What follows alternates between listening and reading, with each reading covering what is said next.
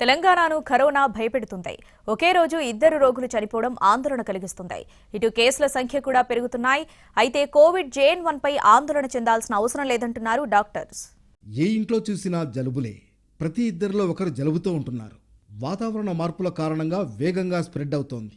అయితే ఇంతలోనే కరోనా కేసులు బయటపడుతూ ఉండడంతో జనం టెన్షన్ పడుతున్నారు. సాధారణ జలుబా లేదా వైరస్ సోకిందా అన్న అనుమానంలో ఉన్నారు. పైగా కొత్త వేరియంట్కు కూడా జలుబు లక్షణాలు ఉండడంతో టెస్టులకు క్యూ కడుతున్నారు. ప్రస్తుతం పాజిటివ్ కేసుల సంఖ్య 10ల సంఖ్యలోనే ఉంది. కానీ కరోనా సోకిన 2 రోగులు ఒకే రోజు చనిపోవడం ఆందోళన కలిగిస్తోంది. వీరిద్దరూ హైదరాబాద్లోని ఉస్మానియా ఆసుపత్రిలో చికిత్స పొందుతూ చనిపోయారు. ఒకరు ఊపిరితిత్తుల సంబంధిత వ్యాధితో, మరొకరు తీవ్ర అనారోగ్యంతో ఆసుపత్రిలో చేరగా చికిత్స పొందుతూ చనిపోయారు.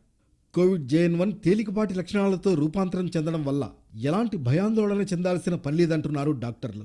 వాళ్ళు కూడా స్టేబుల్గానే ఉన్నారు. రొటీన్గా మనం దగ్గు జ్వరం వచ్చేసి గైడ్ లైన్స్ ప్రకారంగా టెస్ట్ చేయగానే పాజిటివ్ వస్తున్నది, కానీ అంత సివియారిటీ లేదు. ప్రస్తుతం తెలంగాణలో 55 పాజిటివ్ కేసులున్నాయి. ఉస్మానియా ఆసుపత్రిలో 2 PG డాక్టర్లు కూడా కరోనా బారిన పడినట్లు తేలింది. అత్యధికంగా హైదరాబాద్ జిల్లాలో 45 కేసులు నమోదయ్యాయి. రంగారెడ్డిలో 3, సంగారెడ్డిలో 2, ఖమ్మంలో 1, కరీంనగర్లో 1, వరంగల్లో 2, మెదక్లో 1 పాజిటివ్ కేసు ఉంది. తెలంగాణతో పోలిస్తే ఏపీలో తక్కువ కేసులున్నాయి. మొత్తం 29 పాజిటివ్ కేసులు ఉన్నట్లు సమాచారం.